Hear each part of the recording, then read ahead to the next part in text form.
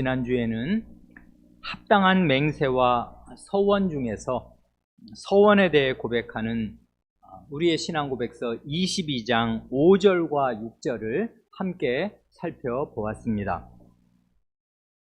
22장 6절의 첫 문장은 서원은 다른 피조물에게 해서는 안 되며 오직 하나님께만 하여야 한다고 고백합니다. 이렇게 고백하지 않을 수 없었던 시대 배경에 대하여 한 가지만 보충 설명을 드리고 싶습니다. 루터 선생 이야기인데, 루터 선생이 18살에 에르푸르트 대학에 입학합니다. 그래 5년을 법학을 공부한 끝에 22살에, 그게 1505년인데 인문학 석사 학위를 받습니다. 바로 그 해에 부모님을 뵙고 에르푸르트로 돌아오는 길에 무시무시한 천둥 번개를 만납니다. 그때 이 22살의 청년이 죽음과 심판에 대한 극도의 공포에 사로잡힌 나머지 땅에 엎드려서 서원을 합니다. 우리의 주제, 서원 말이에요. 도와주소서 성 안나여 수도사가 되겠나이다. 그리고는 정말 그 서원대로 학교 공부를 그만두고서 같은 그 에르푸르트에 있는 어거스틴 수도원에 들어갑니다. 그리고는 그 수도회의 수사로서 12년 뒤에 34살 때 종교개혁의 시작이 되는 그 95개조 반박문을 비텐베르크 성교회 문에 내걸게 되어서 그는 과연 이제 종교 개혁자가 되는 것입니다. 그런데 방금 말씀드린 대로 이 22살의 청년 루터가 누구한테 서원을 하는 것입니까? 성 안나입니다. 이건 아마도 모르긴 해도 전설에서, 교회에 내려오는 전승에서 성모 마리아의 어머니로 알려진 분이 안나입니다. 그래 이스라엘에 성 안나 교회당도 있습니다. 이런 모습을 보면 루터는 청년 때까지는 전형적인 중세 때의 로마 교도였습니다. 거기에서 한 발도 벗어나지 못했습니다. 중세 때는 이런 식으로 성인에게 서원하는 일이 다반사였습니다. 그래 이 중세가 지나고 이 개혁자들의 가르침을 받은 우리의 선조들이 이런 시대 배경에서, 이게 그냥 시대에 가득한 분위기니까 이런 배경에서 우리의 신앙 고백이 서원은 다른 피조물에게 해서는 안 되며 오직 하나님께만 하여야 한다, 이렇게 말하는 것이겠습니다. 그렇지, 이게 무슨 결혼 서약을 부정하거나 임직 서약을 부정하거나 그런 것이 아니겠습니다. 임직 서약을 무슨 이른바 그 세인트, 성인에게 하는 거 아니지 않습니까? 하나님께 하여야 한단 말입니다. 그래 이런 배경을 알면 요 신앙 고백의 이 문구가 좀 더 이해되실 줄로 믿습니다. 오늘은 구약 성경이 가르치는 합당한 서원의 대표격인 나실인 서원에 대하여 말씀드리려고 합니다. 아쉽게도 서원에 관한 우리 웨스트민스터 신앙 고백의 많은 그 증거 성구들 가운데 오늘 본문으로 읽은 민수기 6장은 들어있지 않습니다. 그렇지만은 이 민수기 6장은 서원을 생각할 때 빼놓을 수 없는 아주 중요한 결정적인 본문이고, 구약과 신약의 중요한 인물들, 예컨대 구약 사사시대의 삼손이나 사무엘을 이해하는 데 아주 기묘한 정보를 주고, 신약시대의 세례자 요한이나 바울 사도를 이해하는 데에도 어느 만큼 도움을 줍니다. 그래 이 소원이라는 주제를 우리가 다루게 되니까 이 민수기 6장을 살펴보고자 하는 것입니다. 민수기 6장은 그 1절로 21절을 우리가 읽었는데 이게 모두 나실인 소원에 대한 규정입니다. 우리 교회에는 이 이름을 가진 분도 있는 줄을 성도 여러분 아시는데, 나실인이란 말이 무슨 뜻이겠습니까? 이건 나실 더하기 사람인 그런 뜻인데요. 나실 사람이다 이런 뜻이겠는데, 그 나실에 해당하는 그 나찌르라는 말은 하나님께 거룩하게 구별된 사람이라는 뜻입니다. 거룩하게 구별된다는 말을 그냥 한자어로 그냥 확 축약하면 성별되었다 이 말이지 않습니까? 하나님께 성별된 사람, 이게 나찌르입니다. 그러니까 이제 그냥 나찌르라고만 하면 이게 이제 뭔 말인지 우리말로 이게 이해가 안 되니까 거기다가 그냥 사람을 붙여서 나찌르 사람 하는 뜻으로 나실인이라고 우리말로 이렇게 번역을 한 것뿐입니다. 이 나실인 제도가 왜 귀하고 특별한 제도인가를 말씀드리면 이렇습니다. 하나님께서 이스라엘 백성을 애굽에서 구원해 내신 목적은 그 10계명의 전문에 해당하는 출애굽기 19장 5절, 6절에 명기된 대로 모든 나라 가운데에서 하나님께서 애지중지하시는 하나님의 특별한 소유로 이스라엘 백성을 삼으시려는 것이고, 그래 이스라엘이 제사장 나라가 되며 거룩한 백성이 되게 하시려는 것입니다. 하나님의 보배와 같은 존재들, 하나님께 대하여 제사장 나라, 거룩한 백성, 이게 이제 구원의 목적입니다. 말하자면 하나님이 친정하시는, 하나님이 왕으로 계시는 하나님 나라를 이루셔서 하나님은 왕으로 계시고 그 하나님의 보호와 사랑을 받는 그 백성을 이제 하나님 그 나라를 이루시려고 이제 구원해 내셨단 말입니다.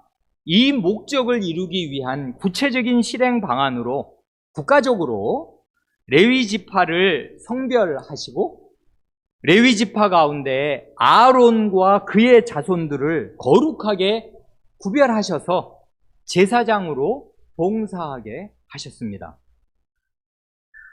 그러니까요, 레위인이 되거나 제사장이 되는 것은 이게 태어날 때부터 딱 정해져 있는 것이어서 이게 혈통적으로 이미 끝났어요. 나는 순간 나는 레위 지파면 레위 사람인 것이고, 나는 순간 우리 아버지가 아론 집안 사람이면 나는 순간부터 제사장이 되도록 태어난 사람이다 그 말입니다. 이게 생득적이에요. 출생으로 결정된단 말입니다. 그러다 보니 누가 간절히 원한다고 해서 레위인이나 제사장이 되어 성전에서 하나님을 섬길 수 있는 게 아니었습니다. 불가능하였다고요. 그건 레위인, 성전에서 하나님을 섬기는 건 레위인하고 제사장만 할 수 있는 거란 말입니다. 그게 구약시대의 철칙이었습니다. 그 성전에, 그냥 성막에, 성전에 일반 사람이 들어가면 그는 그냥 죽어요. 사형이란 말입니다. 그러니까 하려도 할 수가 없어요. 하고 싶어도 못한단 말입니다. 바로 여기에 나실인 제도의 중요성이 있습니다. 뭐냐면 누구나 이스라엘 백성이라면은 자기가 원하기만 하면 나실인 서원을 하고서 자기가 서원한 기간, 서약한 기간 동안 자기 자신을 대제사장처럼 하나님께 거룩히 구별하여 드리고 살 길을 내신 것입니다.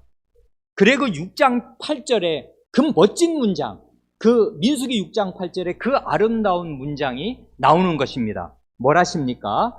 자기의 몸을 구별하는 모든 날 동안 그는 여호와께 거룩한 자니라. 이건 서원으로 되는 것이에요. 자기가 하나님께 이렇게 하겠다고 서약을 하기만 하면 그는 하나님께 거룩한 자로 삽니다. 더 놀라운 게 있는데 이게 남성뿐 아니라 여성도 그리고 종도 심지어 노예도 나신으로 살 수 있는 것입니다. 그리고 6장 2절에 보면 남자나 여자가 이게 얼마나 놀라운 일인지 이게 몇 년 전입니까 지금? 3500년 전이라고요.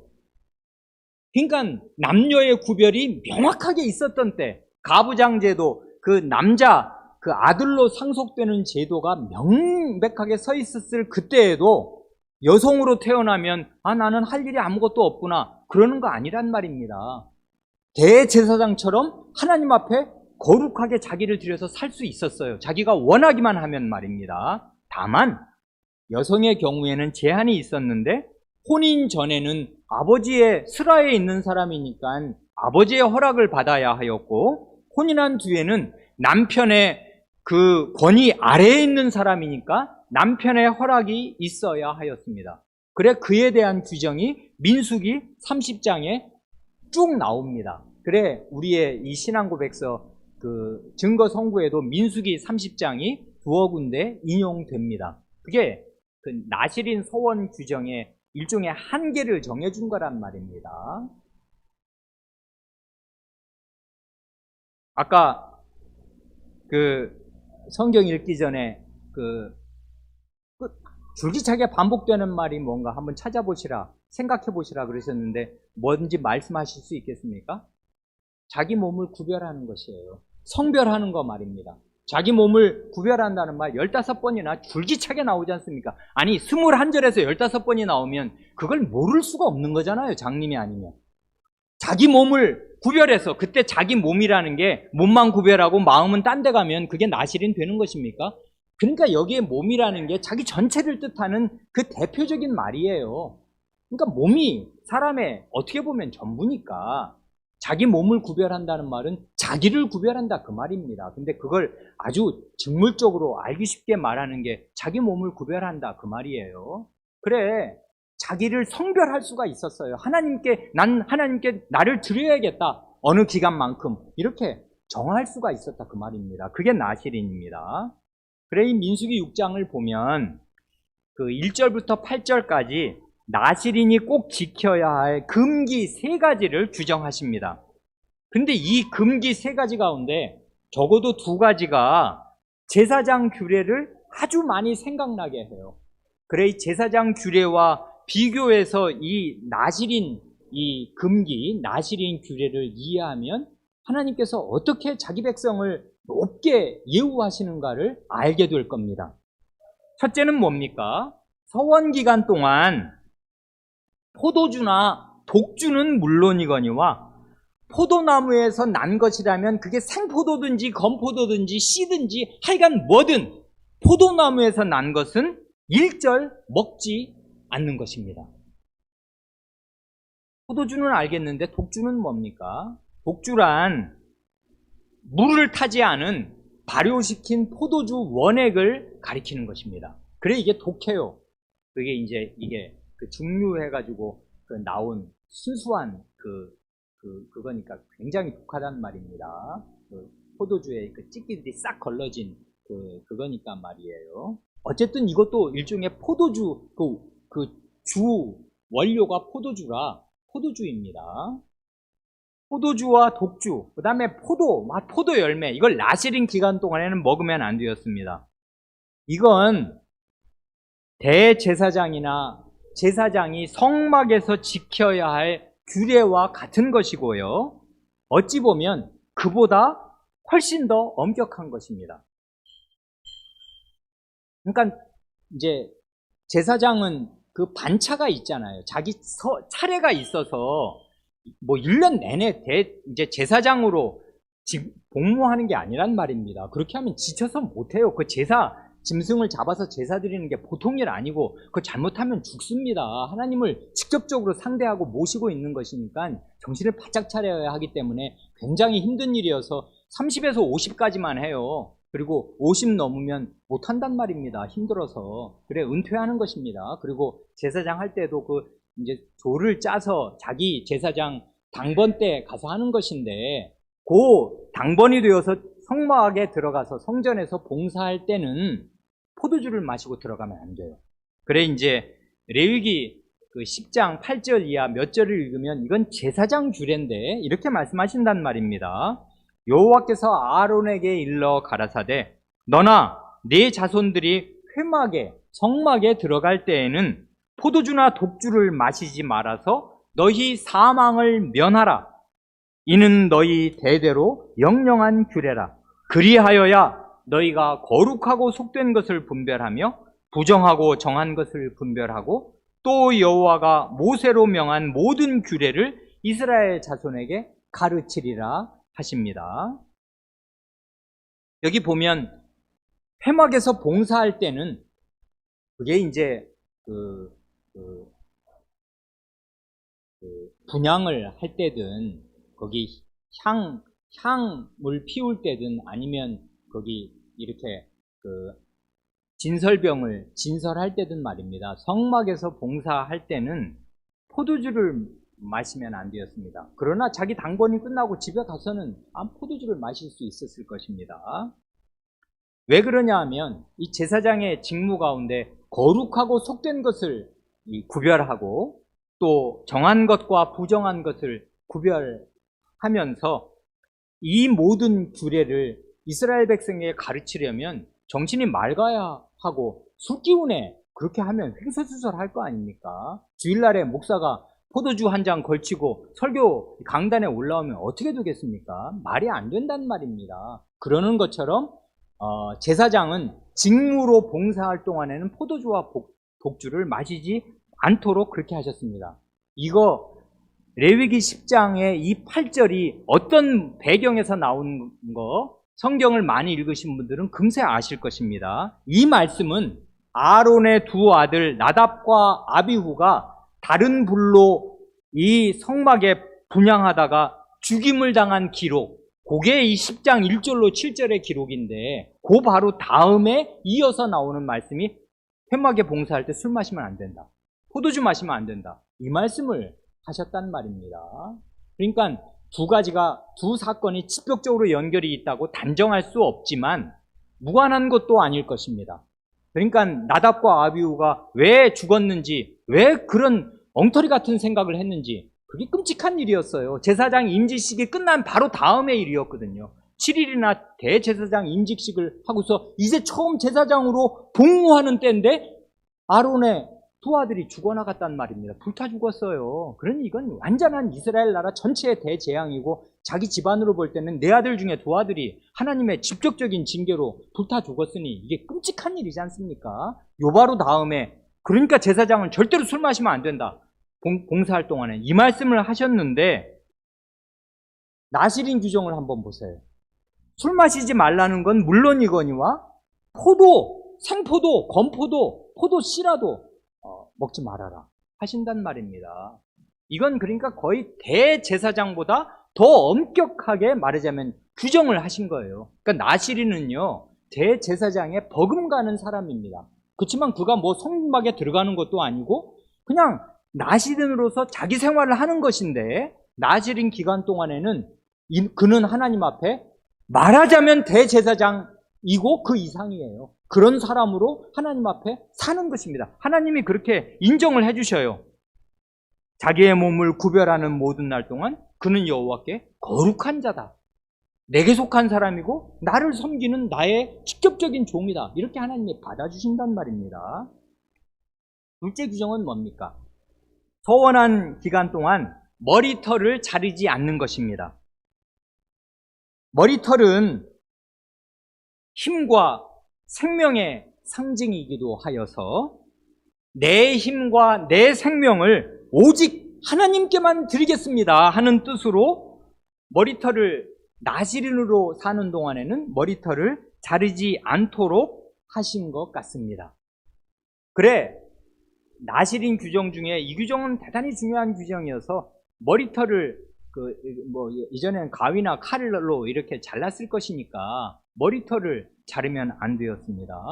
그런데 아주 그 의미심장한 게 나오는데 18절을 보면 이제 나실인 요 기간이, 그건 서원한 기간은 평생 하는 거 아니거든요. 대개는 어느 기간만큼, 자기가 작정한 기간만큼 하는데, 뭐 1년이든 몇 년이든 몇 개월이든 나신으로 살겠습니다 하는 동안에는 머리털을 깎으면 안 되는데, 그 기간이 딱 채워지면 어떻게 하냐면, 그 기간이 끝나면 그동안 자란 머리털을 잘라서 하나님께 제물로 바치는 뜻으로 화목제물을 태우는 그 밑에 두어서 태우게 하셨다고요. 그러니까 이 내 생명과 힘의 상징인 이 머리털, 이제까지 길렀던 이 머리털 하나님께 바칩니다 하는 뜻으로 제단에서 이 머리털을 태운단 말입니다. 그러니까 이건 하나님께 드린다 그것이에요. 그러니까 이 내 힘과 생명의 상징이었던 내 머리털이 제물이 되는 것이에요. 제물이. 그래서 하나님께 태운단 말입니다. 셋째 규정이 뭡니까? 셋째 규정은 시신에 접촉되면 절대로 안 됩니다. 어느 정도로 안 되냐면 심지어 부모나 형제 자매가 죽더라도 내가 나실인으로 지금 사는 동안에는 그 부모 형제의 시신에 가까이 가면 안 되었습니다.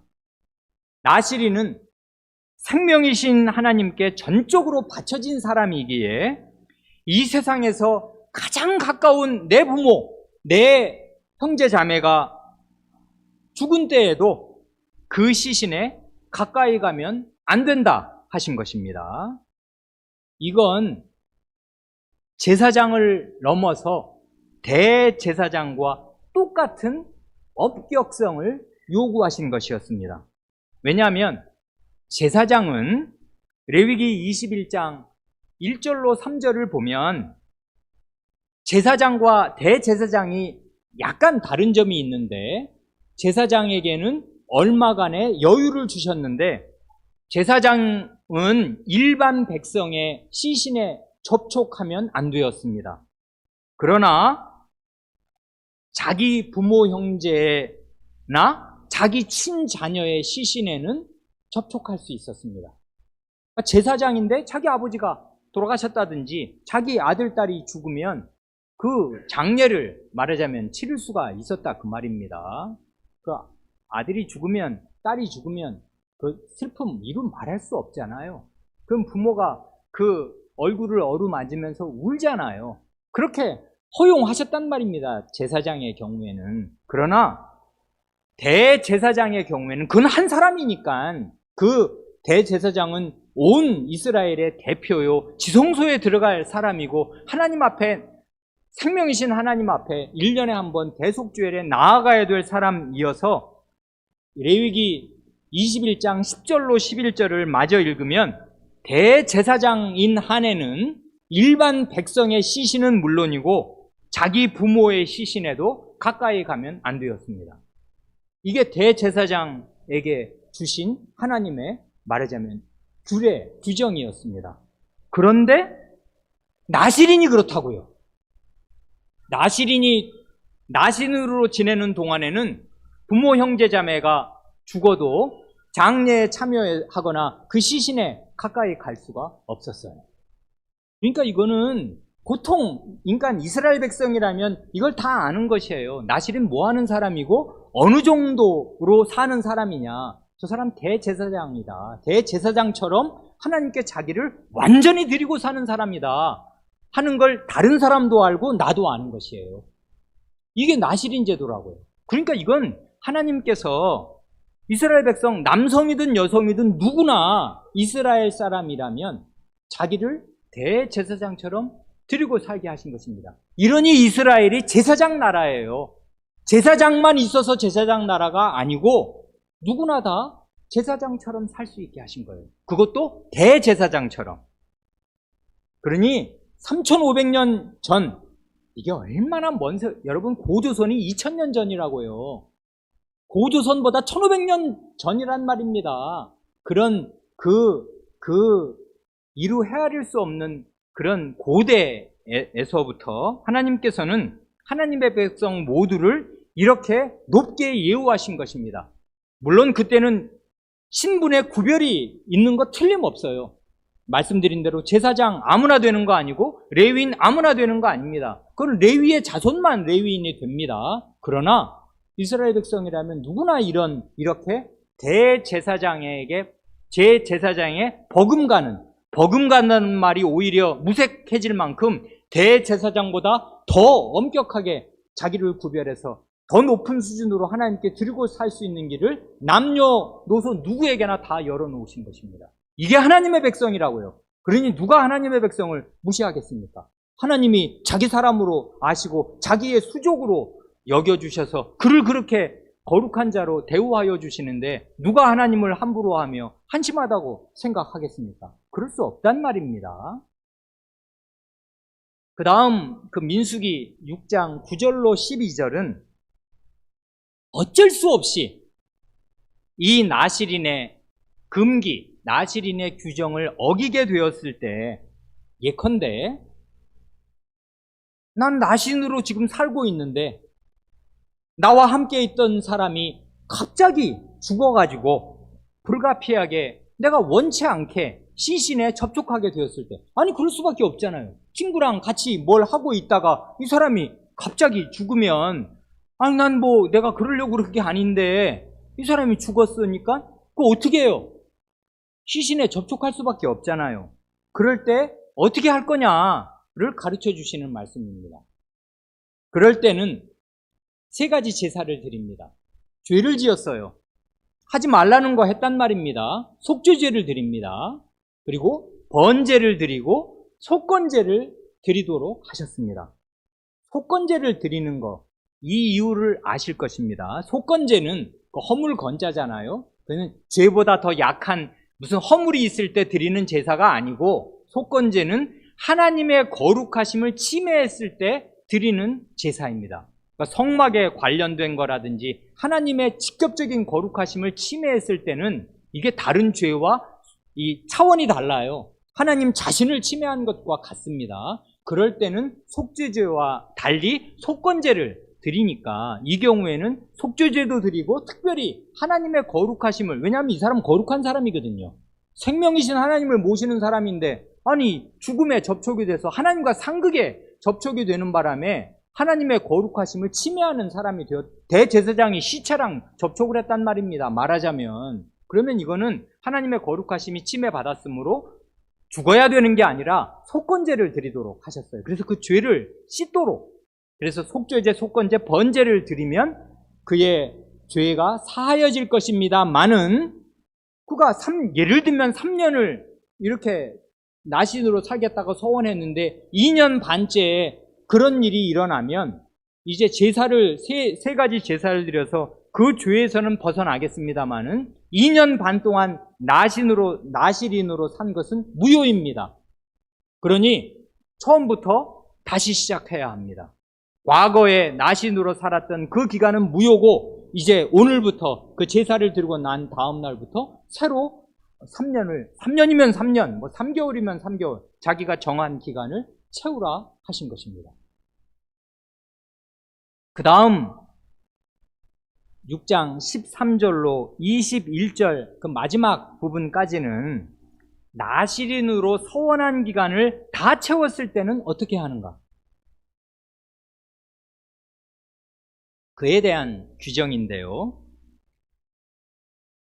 4가지 제사를 드립니다. 번제, 소제, 속죄제, 화목제. 속건제는 드릴 필요가 없지요. 왜냐하면 나실인 이제까지 다 잘 지켜서 하나님께 거룩한 자로 살았으니까 하나님의 거룩하심을 침해한 게 아니니까 5대 제사 중에 속건제는 드릴 필요가 없는데 어찌됐든 번제, 소제, 속죄제, 화목제를 드리고 이 포도주를 부어드리는 전제를 드립니다.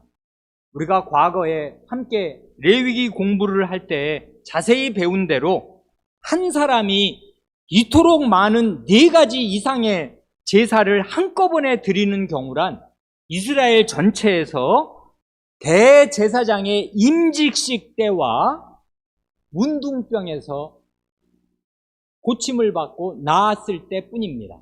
이 3가지 경우 외에는 없어요. 그러니까 최악일 때와 최선일 때입니다. 대제사장 임직식은 이스라엘 나라 전체에서 어마어마하게 중요한 거 아닙니까? 대제사장으로 이제 그가 세움을 받는 그때 그렇게 종류별로 제사를 다 드리는 것이고, 그리고 이 문둥병이 걸리면 어떻게 되시는지 다 아십니다. 그는 이스라엘 백성 가운데 축출돼요. 그래서 이 정한 영역 가운데 떨어져 나가 부정한 영역에서 따로 살아야 됩니다. 이스라엘 백성 말하자면 아닙니다.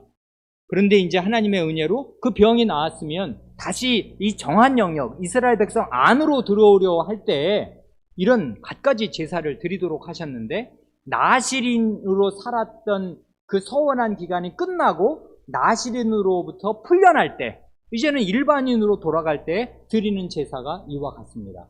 이건 뭐 문둥병자가 낫는 것하고는 다르게 대제사장 임직식에 준하는 이런 제사들을 다 드리게 하신 것이에요. 이걸 보면 나시린 제도는 제사장 제도와 방불한 것입니다. 세 가지 중에 두 가지가 완전히 같아요. 그리고 더 엄격해요, 어찌 보면. 그러니까 하나님께서 이스라엘 모든 백성을 제사장처럼 살 수 있고, 네가 원하냐? 나를 그렇게 가까이에서 나와 함께 거룩하게 살고 싶고 나를 그렇게 모시고 싶냐? 그렇게 해라 그럼 하고서 그 길을 활짝 열어놓으신 것이에요.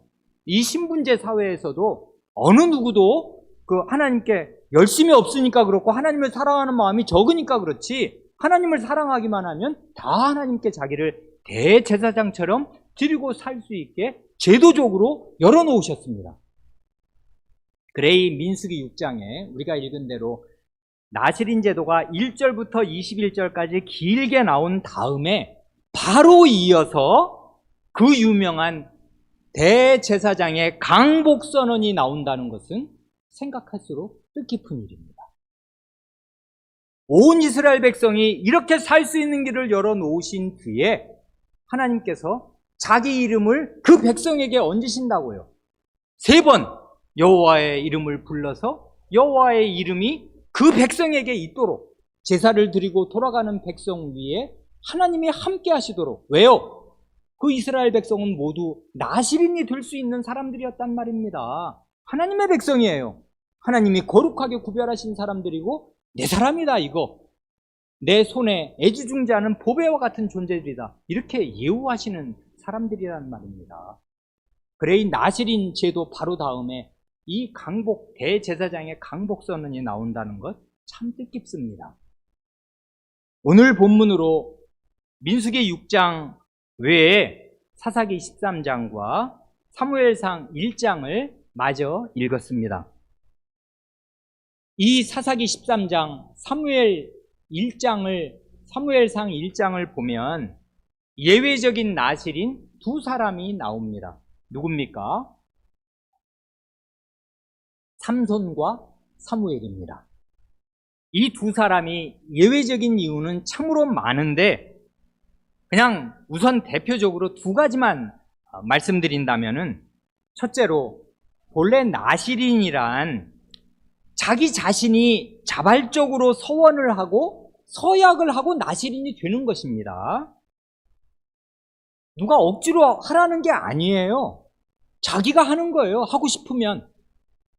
그런데 삼손의 경우에는 어떻습니까? 하나님께서 이스라엘을 블레셋의 손에서 구원하시려고, 왜냐하면 지금 40년째 압박을 받아요. 이 일제 35년, 36년을 넘지 않습니까? 이건 끔찍한 거란 말입니다. 40년을 남의 나라에 침탈을 받고 압제하에 있다는 거.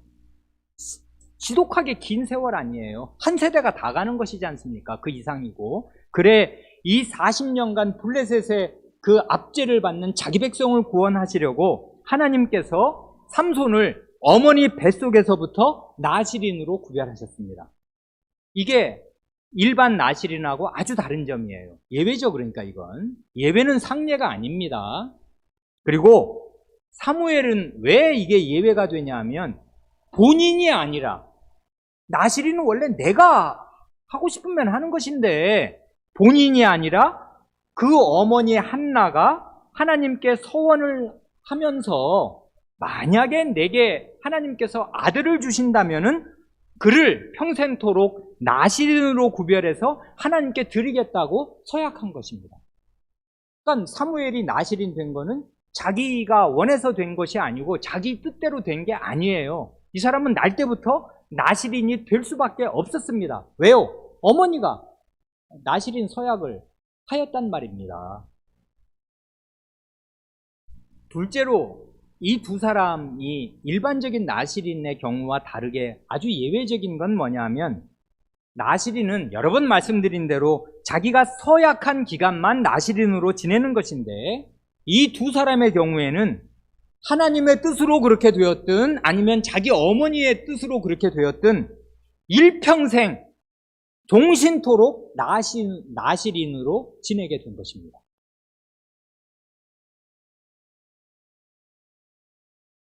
이게 그러니까 굉장한 예외예요, 이게.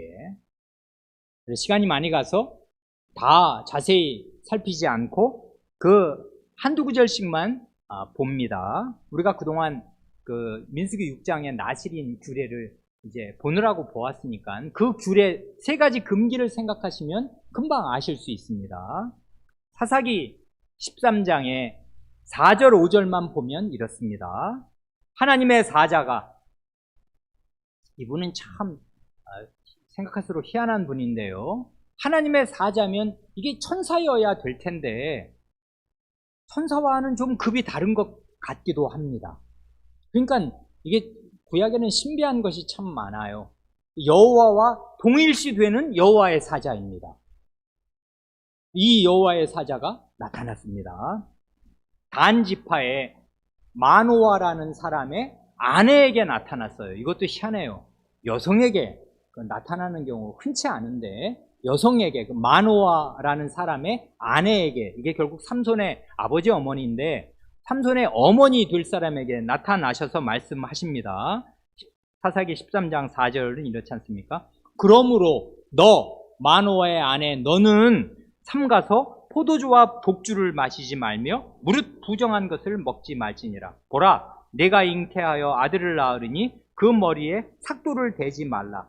이 아이는 태에서 나옴으로부터 하나님께 바치운 나실인이 됨이라 하고 말씀하시고요. 그러니까 여기만 가만히 보면 특이한 게 포도주와 독주를 마시지 말라는데, 이건 나실인 규례구나 금방 아실 수 있는데 누가 마시지 말라는 거예요? 아들이? 아니고요, 어머니가. 굉장히 특이하죠. 그러니까 너 임신했을 때부터 네 뱃속의 아이는 나실인이니까 너 자신이, 엄마가 포도주와 독주를 안 마셔야 그 아이에게도 안 갈 거 아닙니까? 그러니까 얘는 뱃속에서부터 나실인이니까 포도주와 독주를 너 어머니, 너는 그 다음에 부정한 음식 그런 거 먹지 말아라.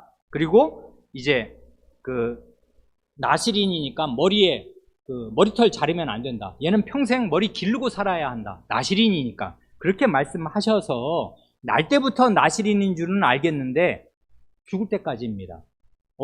어떻게 보면 알 수 있냐면 7절 하반절을 보면 이 마노아의 아내가 자기한테 이렇게 굉장한 계시를 받았으니까 자기 남편에게 알리거든요. 알리는 말을 보면 이렇거든요. 이 아이는 태에서 나옴으로부터 그 다음 말 죽을 때까지. 나면서부터만이 아니라 얘는 죽을 때까지 일평생을 하나님께 바치운 나실인이 됨이라 하더이다 합니다. 그러니까 이 아들은 일평생 나실인입니다. 그래, 이게 아주 특이한 예외가 됩니다. 근데 여기 보면은 포도주와 독주 이야기는 나오고 그다음에 머리털 자르지 말라는 이야기는 나오는데 한 가지 빠진 게 뭐예요?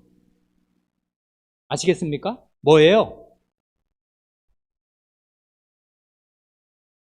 아니, 그 세 가지 중에 한 가지를 기억을 못 하세요?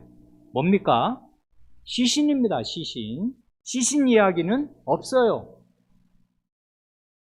이유를 모르지만 아마 이 금기는 삼손에게는 적용하기 어려웠을 것입니다. 왜냐하면 삼손이 하는 일이 뭡니까? 블레셋의 손에서 이스라엘을 구원하는 일이고 나중에 된 일을 보면 이 사람은 닥치는 대로 블레셋 사람을 죽이는 사람이에요. 그렇지 않습니까? 나귀의 턱뼈로 죽이든 뭘로 죽이든 간에 닥치는 대로 원수를 갚는단 말입니다. 그러니 시신 접촉을 피해야 한다? 그러면 나실인 기간 무효다? 이러면 이 사람 나실인으로 살 수가 없어요. 그래서 이 사람의 소명을 생각하면 나실인의 일반적인 그 규정하고 이 사람은 달라요. 예외입니다. 예외. 그래서 시신 얘기는 하시지 않습니다. 그러니까 이건 특별한 예외라고요. 그렇기에 이 사람이 나중에 무슨 잔치 같은 데 가서 사는 행태를 보면 포도주 마셨는지 안 마셨는지 모르겠습니다. 그러니까 삼손에게는 3대 규례 가운데 가장 중요한 결정적인, 어떻게 보면 거의 유일하다시피 한 나실인의 표가 뭐냐면 머리털이에요. 그래서 삼손에게는 그 머리털이 그렇게 중요하게 된 것입니다. 이것 빼면 이 사람의 나실이라는 증거가 없으니까. 그래, 삼손 이야기는 너무나 유명해서 어린 사람도 다 아시니까 그 머리털을 자르냐 안 자르냐가 이 사람에게는 아주 중요한 일이 되었습니다. 그래, 정말 이 사람이 머리털이 잘리고 나서 무슨 일이 있었던가 다 아십니다. 사무엘상 1장으로 가면 어떻게 되냐면 이렇습니다. 이것도 나실인 서원을 하는 거란 말입니다. 사무엘상 1장 10절, 11절 두 절만 읽으면 이렇지 않습니까? 한나가 마음이 괴로워서 여호와께 기도하고 통곡하며 서원하여 이르되, 여기에 우리의 주제 서원이 나오잖아요. 이건 어느 시대예요? 사사시대 맨 말기입니다. 너무나 나라가 어려웠는데, 나라가 어려울 뿐 아니라 나도 어렵습니다. 한나가 집안에서 사는 게 아니에요, 이 사람이. 그래서 마음이 너무나 어려워서 괴롭고, 그래서 하나님께 통곡을 하면서 울면서 기도합니다.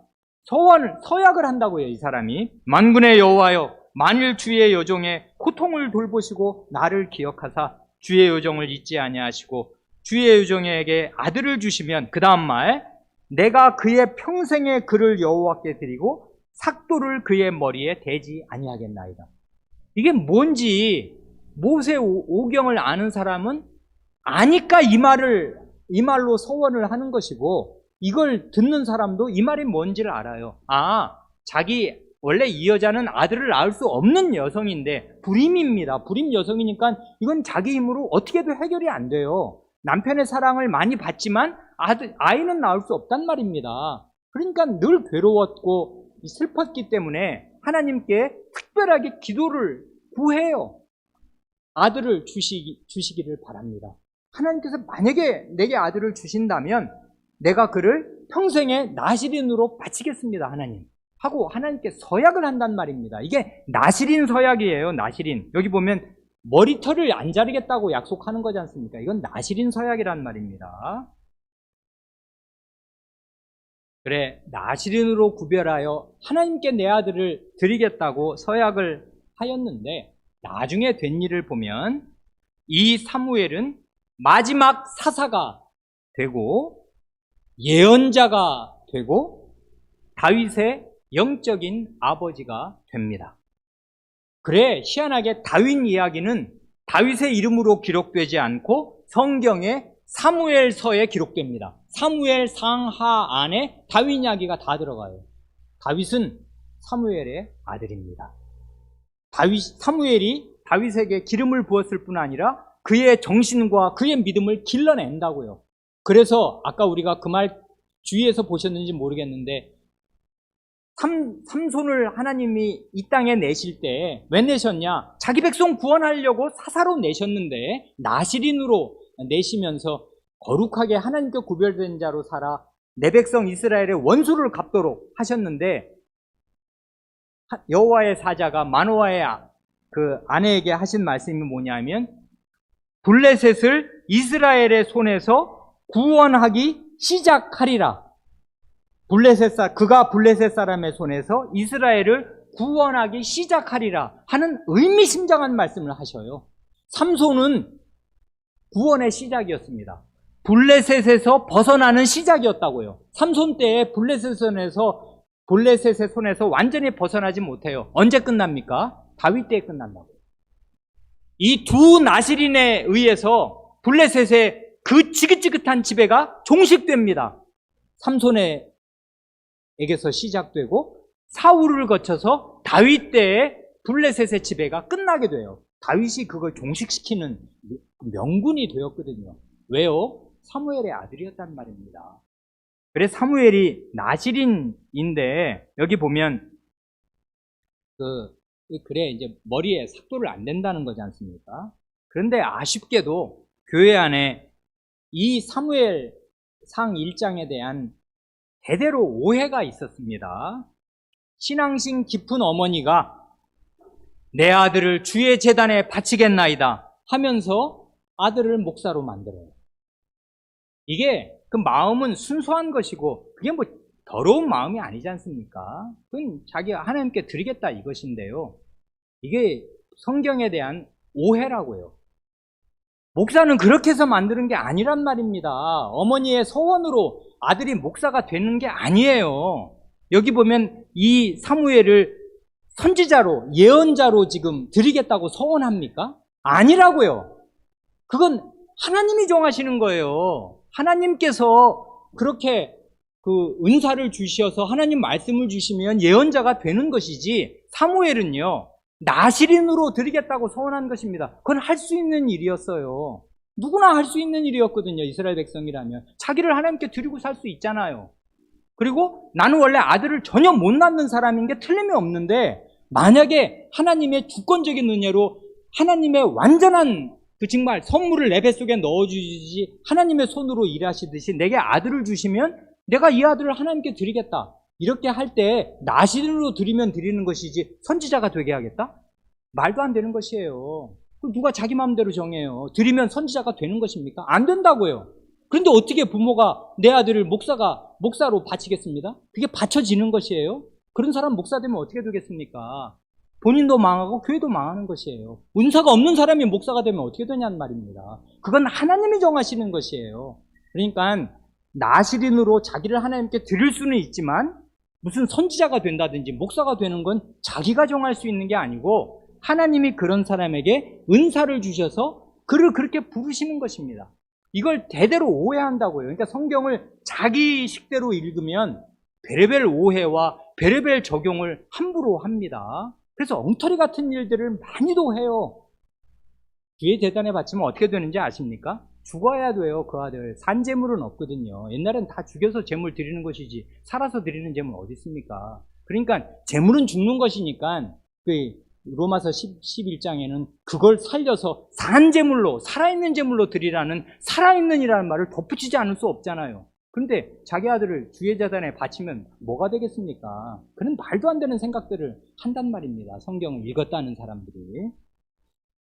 그래 이제 마지막으로 두 가지만 간략하게 서원에 관해서 마무리하면서 말씀드리고 말씀을 마칩니다. 이게 구약시대는 이런데 신약시대로 넘어오면 세례자 요한이 나실인이고 바울 사도가 나실인 서원을 해요. 그래서 세례자 요한은 이 나실인 서원을 이해하지 못하면 그의 생애를 제대로 이해할 길이 없습니다, 사실. 그래 구약을 모르면 신약을 몰라요. 그래 여기 보면 이렇습니다. 세례자 요한은 어떤 의미에서 삼손과 아주 비슷한 나실인이에요. 삼손과 비슷한 점이 굉장히 많습니다. 첫째로 그의 부모가 완전한 불임이었습니다. 그 아버지 사가랴, 어머니 엘리사벳, 나이 늙도록 결혼한 지 오래되었을 것인데 전혀 아이가 없어요. 아마 몇십 년 그러니까 아이가 없었을 것입니다. 제사장으로 봉직하는 걸 보면 50 전일 것인데 그런데 결혼은 뭐 20살 전에 대개들 하는 것이니까 30년 가까이 아마 모르긴 해도 몇 년인지 우리가 모릅니다. 나이 많도록 아내와 사이에 아이가 없어요. 그러니까 이건 못 낳는 사람입니다. 그런데 아까 마노아의 부부, 불임 부부에게 하나님께서 주권적으로 나타나셔서 아들을 주겠다 하시듯이 이 사가랴에게 하나님이 주권적으로 나타나셔서 근데 아마 기도를 하였던 모양입니다. 내 간구를 들었다 그런 말씀 나오거든요. 그러니까 마음속으로 계속 하나님께 기도하였던 모양입니다. 하나님이 그 간구를 들으셨고 내가 너에게 아들을 주겠다 약속하십니다. 그래 모태로부터 태어나면서부터 나중에 된 일을 보면 죽는 날까지 그는 삼손처럼 나실인으로 삽니다. 하나님께 구별되어서 나라를 구할 큰 일꾼으로 하나님께서 미리 택정하시고 뱃속에서부터 그를 나실인으로 구별하여 성신으로 충만하게 하셨습니다. 한두 절만 읽으면 이렇습니다. 누가복음 1장 13절로 이하를 읽으면 이렇습니다. 천사가 일러 가로되 사가랴여 무서워 말라. 너의 간구함이 들린지라. 내 아내 엘리사벳이 네게 아들을 낳아주리니 그 이름을 요한이라 하라. 너도 기뻐하고 즐거워할 것이요 많은 사람도 그의 남을 기뻐하리니 이는 저가 주 앞에 큰 자가 되며, 그 다음 말 이걸 보면 금세 아시겠지요. 포도주나 소주를 마시지 아니하며 모태로부터 성신의 충만함을 입어 이스라엘 자손을 주 곧 저희 하나님께로 많이 돌아오게 하겠음이니라. 저가 또 엘리야의 심령과 능력으로 주 앞에 앞서가서 아비의 마음을 자식에게 거스르는 자를 의인의 슬기에 돌아오게 하고 주를 위하여 세운 백성을 예비하리라 하십니다. 두 가지를 알 수 있잖아요. 이건 포도주나 소주를 마시지 않는다. 이건 날 때부터 나시린이다, 이 사람. 내가 그렇게 정했다. 이건 하나님이 주권적으로 정하신 것입니다. 왜냐하면 생겨날 수 없는 사람인데 하나님이 생겨나게 하셨고, 이 사람을 하나님 자기의 아드님을 보내실 때 선구자가 되게 아드님의 길을 예비할 종으로 이를 보내시도록 하나님이 주권적으로 정하셨어요. 하나님이 그렇게 하실 수 있는 분 아닙니까? 그리고 말라기 4장의 예언의 실현인 사실을 아울러 말씀하셨어요. 그러니까 세례요한 태어날 때부터 예수님 오시기 30년, 예수님이 그러니까 그 공생애를 시작하시기 30몇 년 전에 이미 환한 계시가 주어졌던 것이에요. 이건 말라기 4장 말씀 아니에요. 저가 엘리야의 심령과 능력으로 와서 아비의 마음을 자식에게로, 자식의 마음을 아비에게로 돌이키겠다. 이건 말라기 4장 구약의 맨 마지막 계시의 말씀, 그 말씀이지 않습니까? 이 아들은 엘리야의 정신과 능력으로 일해서 회개를 가져올 사람이다. 이렇게 하나님이 말씀하여 주셨다는 말입니다. 이런 특별한 나시린을 구약시대에 삼손과 사무엘 같은 사람을 나라가 어려울 때 일으키셔서 나라를 구원하는 데 쓰셨고, 정말 구원다운 구원을 베푸실 때 이런 나시린을 하나님이 보내셔서 쓰셨습니다. 바울 사도가요, 나시린 소원을 한 일이 있습니다. 이 한 말씀을 읽고 마칩니다. 2차 선교 여행 중에 사도행전 18장 18절을 보면 이런 말씀이 있거든요. 바울이 일찍이 서원이 있으므로 겐그리아에서 머리를 깎았더라 합니다. 이 말씀 과거에 주의 깊게 생각하시면서 읽으셨는지 모르겠습니다. 서원이 얘기가 나오고 머리 깎은 얘기가 나와요. 이건 뭔 얘기예요? 나시린 서원을 한 것이고 서원이 끝난 것이에요. 내가 어느 기간만큼 주님, 저는 주님께 제 자신을 드리고 살 사도인데도 나시린 서원을 하는 거예요. 이게 구약 경륜에 속한 사람이니까 구약의 법이 여전히 준수되고 있었습니다. 그래, 구약의 법을, 나시린 법을 따라서 바울 사도가 2차 전도 여행, 선교 여행을 하는 중에 자기가 특별하게 하나님 앞에 서약을 하면서 저 이만큼 기간 동안 나시린으로 살겠습니다. 하나님, 제 이 소원을 받아주시고 저를 받아주십시오 하고서 그 기간이 끝났습니다. 끝나면 어떻게 해요? 머리 깎는 거라고요. 머리를 깎았단 말입니다. 그러니까 이거는 서원과 머리 깎은 얘기를 보면 이건 나시린 서원이 끝났구나, 나시린 기간을 다 지켰구나, 그걸 우리가 금방 알 수 있는 것인데, 뭘 서원했나 모릅니다. 모르지만 그 뒤에 된 일을 보면 아마도, 이건 우리의 추측에 불과합니다만은 하나님 나라 가면 확인할 게 수십 수백 가지도 넘어요. 궁금한 게 너무나 많단 말입니다. 그런데 이것도 궁금합니다. 바울 사도, 당신은 그때 하나님께 뭘 서원하셨습니까? 사도로서 뭘 서원하셨습니까? 아마 주님, 제게 기회를 주십시오. 이 동족, 우리 이스라엘 백성, 하나님의 백성인데 다 저렇게 눈먼 멧돼지와 같이 되어가니 전 죽어도 좋습니다. 주님, 저를 이스라엘로 보내주시면 이스라엘에서 내 동족에게 복음을 전하겠습니다. 죽어도 좋습니다. 주님 하고 아마 서원하였을지도 모릅니다. 하나님 나라 가시면 한번 물어보십시오. 그래, 이분이 서원을 하고 나서 나중에 이 사도행전 21장 23, 4절을 보면 나중에 이제 예루살렘에 도착하거든요. 도착해서 성전에 도착했을 때 다른 형제들의 권고를 받아서 이 서원을 한 다른 네 사람의 결례를 행할 비용을 이 다윗이 부담하게 한다고요. 그래서 자기도 서원했고 서원이 해제되면은 제사를 드려야 되잖아요. 그 제사 드릴 때 제사 그냥 드리는 거 아니란 말이에요. 재물이 돈이 많이 들어요. 그래서 다른 서원한 네 사람이 그 기간이 끝나는 기간에 들 제사 비용을 다윗이 부담해요. 그러니까 모두 5인분을 냈겠죠, 아마.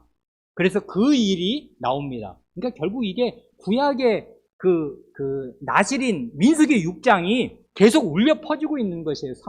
사도행전 21장까지. 그래, 이 나실인 서원은 이런 것입니다.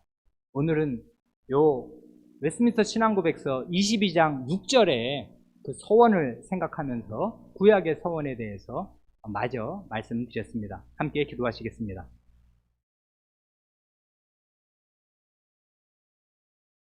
하나님 아버지, 하나님께서는 공연히 하나님의 백성을 구원하신 것이 아니요 제사장 나라가 되고 거룩한 백성이 되며 하나님의 특별한 소유가 되어서 하나님만을 섬기고 살고 하나님과 극진한 애정을 주고받는 그런 거룩한 관계 가운데 있게 되도록 백성을 구원하신 줄을 아오며 그것이 구원의 목적이므로 이 구원의 목적에 근접하지 않으면 그의 구원이란 헛것이요 그릇된 구원을 받은 것이요 자기는 구원받았다고 생각할지 모르지만 그 구원은 구원이 아니요 자기 욕심을 이룬 것뿐인 것을 생각하옵니다. 이 하나님의 구원의 목적을 이루시려고 이스라엘 백성 가운데 제사장 제도를 두실 뿐만 아니라 일반 백성 모두에게도 남녀노소 모두에게 나실인 제도를 두셔서 하나님 앞에 서약을 자유롭게 하게 하시고 그 서약을 지키면서 대제사장과 같이 살게 하셨으니 이러한 정신이 저희에게도 살아있게 하시고 이제는 더욱 저희의 대제사장 된 그리스도와 성찬으로 한 몸을 이룬 사람들이 되었으므로 대제사장과 방불한 심정으로 살게 하시고 아니 예수 그리스도의 심장으로 예수 그리스도의 심정으로 살게 하시고 예수 그리스도의 뜻과 일치되게 그런 마음으로 자기의 몸과 마음을 주 하나님께 드리며 살게 하여 주시기를 구합니다. 그리하여 나실인 제도의 참된 정신이 주님의 교회 안에 아드님의 피로 구속하신 주님의 백성들 안에 찬란하게 더 훨씬 더 풍부하게 열매를 맺게 하여 주시기를 구합니다. 우리 구주 예수님의 이름으로 기도합니다. 아멘.